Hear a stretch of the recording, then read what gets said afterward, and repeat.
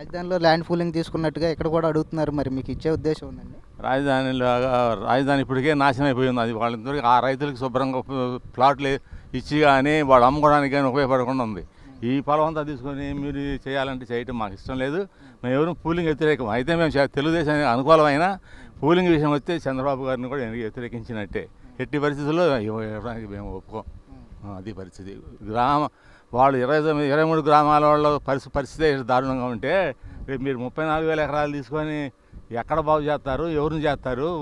అడవులు అయిపోతాయి. ఇంకా పుల్లు సింహాలు ఉండే ప్రదేశం అయింది. అందువల్ల పూలింగ్కి మాత్రం మేము ఎవరు ఇయ్యం. మంది అనుకూలంగా మేము ఇస్తామని చెప్పి మాట్లాడుతున్నారు. అవన్నీ ఉట్టి మాటలండి.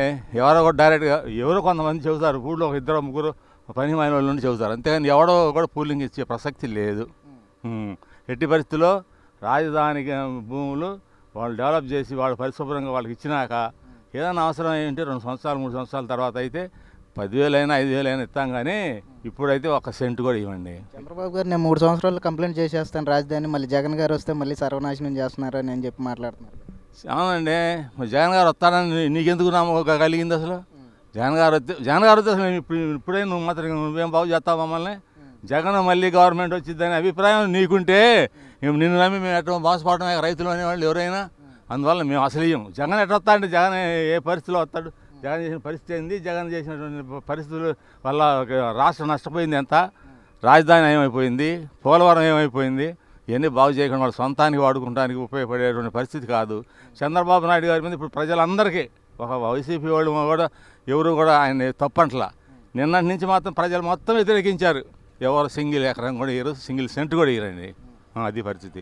దానిలో చంద్రబాబు గారు దీన్ని గౌరవంగా ఉంచుకొని రైతుల జోలికి రాకుండా వాళ్ళకు శుభ్రం చేసి వాళ్ళ పరిస్థితి సరిచేస్తే అప్పుడు అందరం ఇష్టపడతామండి. మొదటిసారి మోడీ గారు వచ్చారు, నీరును మట్టి తీసుకొచ్చారు. మరి రెండోసారి రాబోతున్నారు. మరి ఎలా ఏం చేయబోతున్నారు? ఏమోనండి, మరి ఆయనకి ఏం చూస్తున్నాడో ఏం జరుగుతుందో తెలియదు. మనకు బాగానే ఆర్థికంగా కానీ మంచి ఏ కావాలన్నా ఇస్తున్నారు అని చెబుతున్నాడు ఆయన. దానికి అనుకూలంగానే చెప్తే ఆయన మంచిదే. పోయినసారి మట్టి నీళ్ళు తెచ్చేసారి ఇంకా ఇసుకను మన శ్మశానంలో మట్టి తెస్తాడేమో. అంతేగాని అసలు రైతులు అనేవాడు ఎవడో కూడా 1 ఎకరం కూడా ఇవ్వండి. మీరు దాని గురించి ఆలోచించాల్సిన పని లేదు. ఎవరైనా సరే ఇస్తామనేవాళ్ళు ఈ గ్రామం మొత్తం మీద చెప్పమానండి. మా పెద్దవారి గ్రామంలో ఎవరు ఇస్తామంటున్నారో చెప్పమానండి. మేమున్న ప్రజలు ఏ ప్రజల్లో ఎంతమంది గ్రామంలో ఎవరున్నా ఎక్కడో 2-3 పెద్దలు ఉంటే ఉండొచ్చు. వాడు సాటును చెప్పే మాటలు ఎదరికి వచ్చి మీరు పూలింగ్ వాడు ఉన్నాడు రమ్మనండి. అంటే రాజధాని అనేది మీ ఊరు సైడ్లో రాజధాని అభివృద్ధి చెందితే మీకే మంచిది కానీ. అభివృద్ధి చెందితే మంచిది. అభివృద్ధి లేకనే మేము వద్దాం అవకాశం లేదంటుంది. ఇప్పుడు మొన్న ఆ 23 గ్రామాలకు మేము సంవత్సరం బారును మేము ఏకగ్రహంగా 5 సంవత్సరాల్లో చేసినటువంటి దానికి మేము పూర్తిగా మా మద్దతుతోటి చేసాం వాళ్ళకి, రాజధాని రైతులకి. మాది రాజధాని లేకపోయినా మేము రైతులు అందరూ ఒకటేనని అట్లా ప్రోత్సహించి మేము మా ఊళ్ళో ధర్నా పెట్టి చేసినట్టు ఎక్కడ ఇండియాలో చేయలే. మా ఊళ్ళో అట్లా చేసాం. మరి ఆ పరిస్థితి వల్ల కూలింగ్కి ఇవ్వటం అనే ప్రసక్తి లేదండి. ఎన్ని మాట్లాడుకున్నా కూలింగ్కి మాత్రం ఇవ్వం. మా వాళ్ళు అందరికి మేము ఎవరన్నా వాళ్ళ తెలియక అన్నా దాన్ని సమర్థిస్తాం కానీ తప్ప వాళ్ళని ఎవరిని కూడా ప్రోత్సహించి ఇవ్వండి అని చెప్పేవాడు ఎవడో లేడు. ఇవ్వండి అని చెప్పేవాడు వస్తే వాడికే నష్టం, వాడిని అసలు బతనీయరు. మా ఊళ్ళో వాడైనా మేము కూలింగ్కి ఇస్తున్నామండి, పోయే అభ్యంతరం లేదు అని చెబితే ఉట్టిదే ఇయ్యరు. కూలింగ్ ఇచ్చిన చంద్రబాబు అంటే గౌరవం ఉందండి. చంద్రబాబు గారు గవర్నమెంట్ బాగానే ఉందనుకుంటున్నాను ఇప్పటివరకు. ఈ పూలింగ్ వచ్చినాక ఆయన ఈ 2 రోజుల్లోనే పూర్తి వ్యతిరేకత వచ్చింది. ఆయనకు తెలిసిద్దో తెలియదో మాకు తెలియదు కానీ ఎక్కడ ఎవడో కూడా చంద్రబాబు మద్దతు మాట్లాడేవాడు ఈ పూలింగ్ విషయం వచ్చినాక. దానివల్ల మేము చంద్రబాబు కూడా వ్యతిరేకమే ఈ పూలింగ్ విషయంలో వరకు. మేము ఎవరిని చెయ్యం. రాజధాని ప్రాంతంలో పూలింగ్కి ఎలా తీసుకుని 29,000 మంది రైతులను ఎలా చూసుకున్నానో ఇప్పుడు తర్వాత తీసుకునే రైతులను కూడా నేను అదే విధంగా చూసుకుంటానని చెప్పి మాట్లాడుతున్నాను. ఎప్పుడండి ఎవరికి చేసావు నువ్వు? ఎవరికైనా చేసావా నువ్వు ఇంతవరకు? ఎవరు ప్లాటు శుభ్రం చేసి రోడ్లు వేసి కరెంట్ ఇచ్చి అమ్ముకున్న వాళ్ళు చెప్పానండి 23 గ్రామాల్లో. అది జగన్ గారి ప్రభుత్వంలో జరిగింది, నా ప్రభుత్వంలో.